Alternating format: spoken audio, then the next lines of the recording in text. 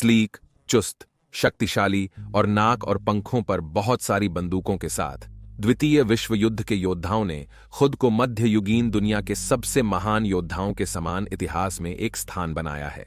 यह थोड़ा आश्चर्यजनक है क्योंकि युद्ध विमान के साथ एक दुश्मन विमान की छवि हमारी सामूहिक कल्पना को इतना पकड़ती है। हालांकि 1930 के दशक में कुछ लोगों ने डॉग फाइटिंग के दिनों को अतीत की बात के रूप में देखा था। भारी बमबाजों की अविश्वसनीय शक्ति का मतलब था कि शहरों को जल्द ही मानचित्र से मिटा दिया जाएगा क्योंकि मौत आसमान से बरस रही थी। ये बमबाज न केवल शक्तिशाली थे बल्कि तेज भी। इस युग में यूनाइटेड किंगडम हार रहा था। उन्हें इन नए बमबाजों का जवाब चाहिए था और इसलिए उन्होंने एक नवीनतम नई अवधारणा पर जुआ लगाया। एक अवधारणा जो उन्हें एक उपकरण दे सकती थी जिससे वे नए अविश्वसनीय आग के बल से निपट सकते थे, जो जल्द ही लंदन के ऊपर चिल्लाती हुई आएगी, अपने पीछे राख छोड़ती हुई। ये टरेट योद्धाओं का उदय है। विश्व की युद्धों में आपका स्वागत है।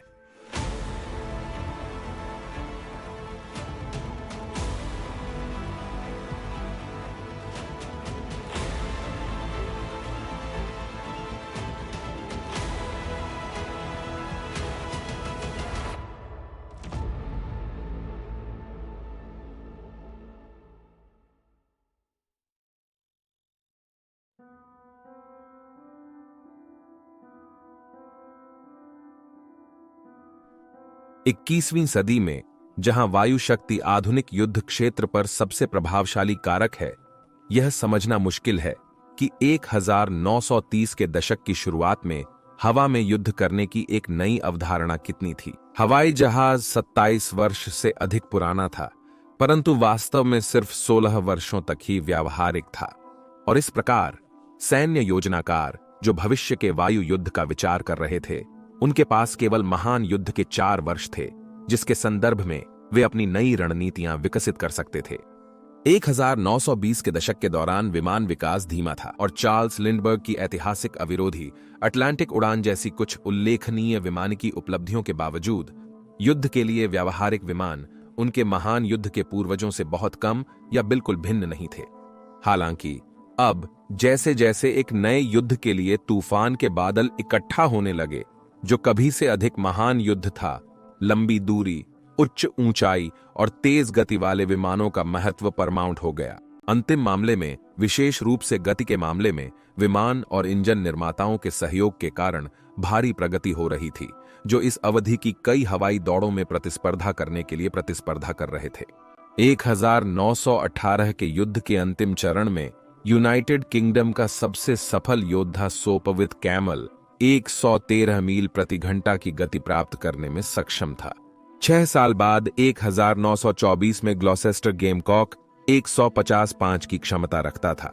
1934 में 10 साल बाद रॉयल एयर फोर्स ने 230 मील प्रति घंटा क्षमता वाले ग्लॉसेस्टर गॉन्टलेट का आदेश दिया और 300 मील प्रति घंटा से अधिक गति का वादा करने वाले नए मोनोप्लेन फाइटर्स के लिए योजनाएं पहले से ही काम में थीं और वह संख्या भी केवल बढ़ेगी। समस्या यह थी कि इन बढ़ते प्रदर्शन एनवलप्स के साथ महायुद्ध की रणनीतियां अब लागू नहीं की जा सकती थीं। इस प्रकार अधिकतर नई रणनीतियां अनुमान या शिक्षित अनुमान से तैयार की गई थीं। ध्यान देने पर पश्चिमी मोर्चे की मुश्किलों के उपायों को नजरअंदाज करते हुए एयर मंत्रालय और रॉयल एयर फोर्स के कुछ नेताओं ने यह प्रश्न किया कि क्या डॉग फाइट्स के दिन खत्म हो गए थे। इसमें अविश्वसनीय गति, खासकर सीधे सामने की मुठभेड़ में, जो कॉकपिट में किसी भी आदमी की क्षमताओं से अधिक थी।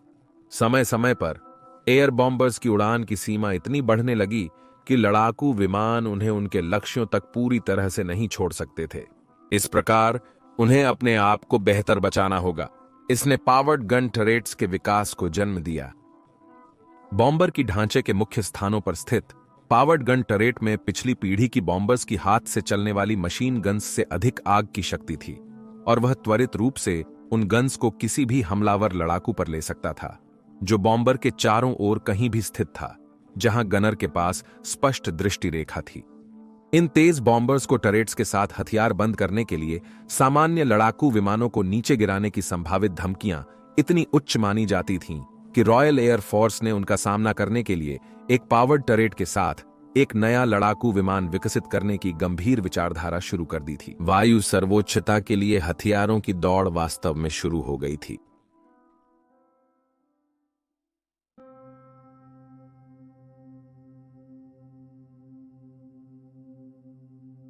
एक 1930 की शुरुआती दशक में नवनिर्मित एकल इंजन वाले हल्के बमबारी विमान जैसे कि रॉयल एयर फोर्स का हॉकर हार्ट उस समय के अधिकांश लड़ाकू विमानों से तेज पाए गए, जिससे उन्हें रोकने से बचा लिया गया।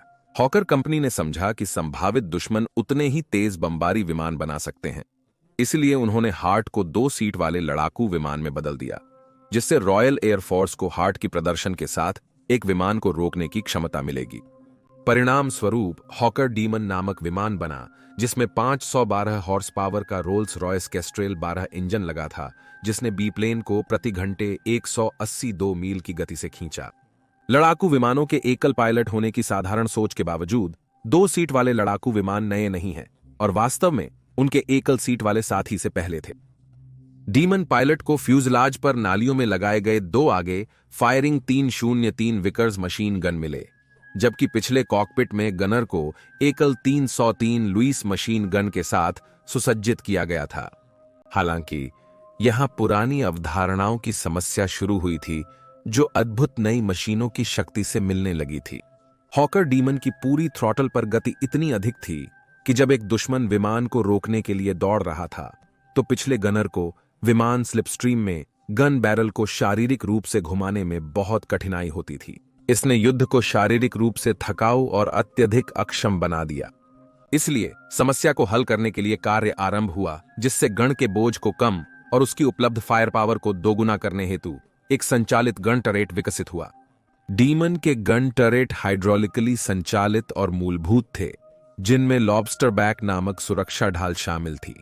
यह गनर के पीछे हवा के प्रवाह को रोकता था, जिससे विमान के पिछले गोलार्ध में लक्ष्य को चुनने में गन की सटीकता और सुगमता में सुधार हुआ। उत्पादन पहले मॉडल डीमन से इन तथाकथित टरेट डीमंस पर स्विच हो गया। अंततः पहले के मॉडल को कन्वर्जन के लिए फैक्ट्री में वापस भेजा गया। टरेट डीमन अपने समय के लिए एक उत्कृष्ट विमान था, लेकिन उसका दिन बहुत देर तक नहीं चलेगा। 1930 के दशक के बाद शांतिपूर्ण सेवा करने के बावजूद युद्ध के आगमन पर वापस लिया गया, लेकिन टरेट्स के साथ लड़ाकू विमानों की सोच अब भी ब्रिटिश वायु सेनापतियों में लोकप्रिय थी।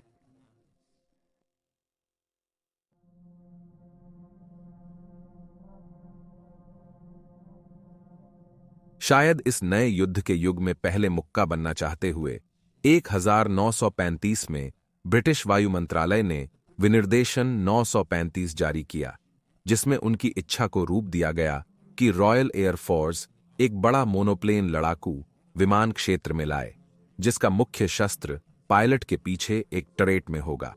उस समय ब्रिटिश विमान निर्माताओं की अनेकता में से 2 डिजाइनों को अंतिम रूप दिया गया, एक हॉकर से, जिस कंपनी ने पहले ही टरेट डीमन का उत्पादन किया था और अंततः यथासंभव हरिकेन का निर्माण करेगी, और दूसरा बोल्टन पॉल से, जो हॉकर के टरेट डीमन को अनुबंध के तहत निर्माण करने और ओवरस्ट्रैंड बॉम्बर का निर्माण करने के कारण शक्ति संचालित टरेट्स के साथ व्यापक अनुभव प्राप्त कर रहे थे। वायु मंत्रालय ने पहले हॉकर के डिजाइन को देखा, पर अंततः बोल्टन पॉल के प्रस्ताव ने हॉकर के विमान को हरा दिया और उत्पादन आदेश जीत लिया। नया विमान उन सुविधाओं को शामिल करता था जो अगले युद्ध विमानों के युग के लिए सामान्य बन रही थीं, जैसे कि बायप्लेन के बजाय मोनोप्लेन होना और हवा में होने पर एरोडायनामिक क्षमता को बढ़ाने के लिए एक रिट्रैक्टेबल अंडरकैरेज होना।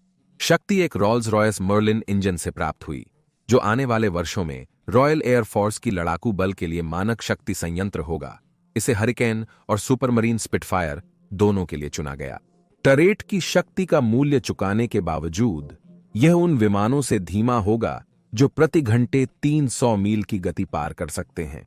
टरेट का डिजाइन फ्रेजर नाश कंपनी ने किया था और इसमें 2 विपरीत जोड़ों में लगाए गए 4 303 मशीन गन लगे थे। मूलतः मैन्युअल ट्रैवर्स होने वाला, इसे बाद में हाइड्रोलिक पावर सिस्टम से युक्त किया गया और टरेट को पूरे 360 डिग्री घुमाया जा सकता था। हालांकि अगर पायलट प्रोपेलर आर्क या पूंछ की ओर संकेत करता था, तो बंदूकें बिजली से बंद कर दी जाती थीं। हालांकि क्योंकि टरेट को नई विमान की मुख्य हथियार के रूप में इरादा था, इसलिए डिजाइनरों ने आगे की ओर फायर करने वाले हथियार को शामिल नहीं किया। वे यकीनी थे कि टरेट दुश्मन विमानों से निपटने के लिए पर्याप्त होगा। बोल्टन पॉल डिफाइंट के नाम से मशहूर नया टरेट फाइटर पहली बार 11 अगस्त 1937 को हवा में उड़ा और 1 साल के भीतर स्वीकृति परीक्षण कर रहा था।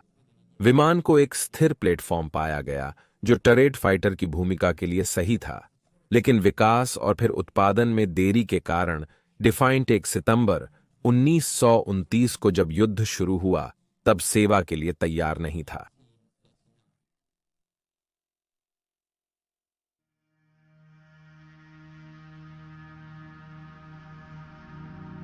रॉयल एयर फोर्स की स्थापना 1 अप्रैल 1918 को हुई थी और इसे सेना के रॉयल फ्लाइंग कॉर्पस और रॉयल नेवल एयर सर्विस के मिलान से बनाया गया था।